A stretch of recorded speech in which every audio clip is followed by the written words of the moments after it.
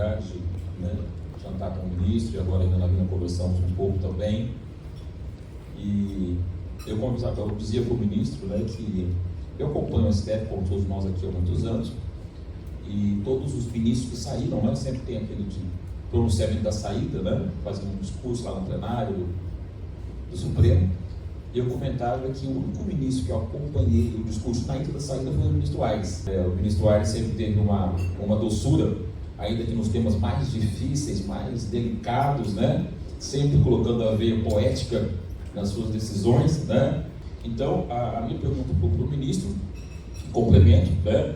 Como o ministro vê, se isso a bons olhos ou não, se o Brasil ele teria o perfil para um semipresidencialismo, um misto com o parlamentarismo, por assim dizer, e também já houve um próprio pronunciamento até do ministro Barroso, comentando do judiciário como um poder moderador. Então, como o senhor também enxerga esse discurso? Então, eu coloquei aqui duas ideias, né? Presidente Temer, semipresidencialismo, ministro Barroso, poder moderador, né? Dois temas delicados, né? E como o senhor deu liberdade, né? E mesmo no carro, eu não falei nada, fiquei quietinho, né? Eu deixei para expor esses temas agora e ouvir a posição do ministro. Mais uma vez, né? Instigante e desafiador. Eu entendo que o Brasil já é semipresidencial. Precisa até conversar isso com o Michel, que é muito meu amigo.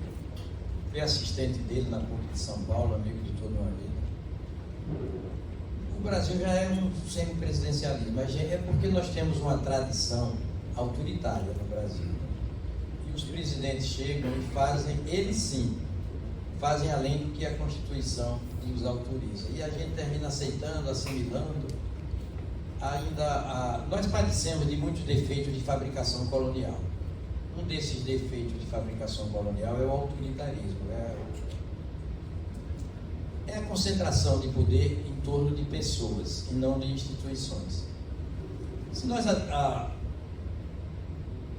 atentarmos bem para a Constituição, por que o presidente da República é chefe do poder executivo? Por que o poder executivo? Porque é um poder de executar as leis.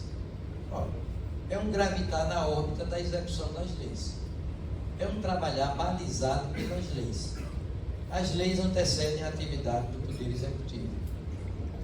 Se o poder legislativo se chama legislativo porque se especializa na edição das leis, a função é que dá o nome ao órgão.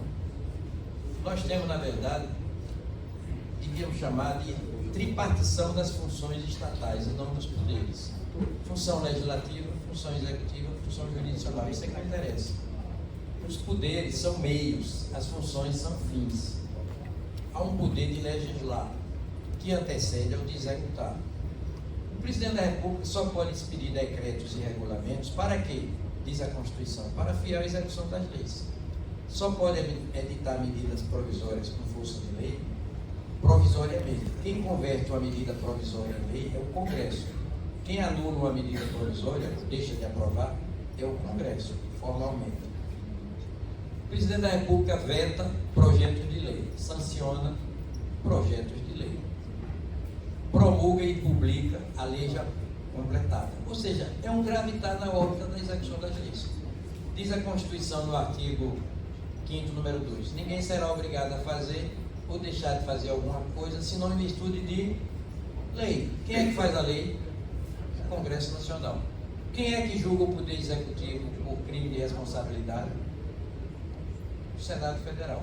Quem é que submete a proposta, a denúncia por crime de responsabilidade ao Congresso Nacional? A Câmara dos Deputados Federais.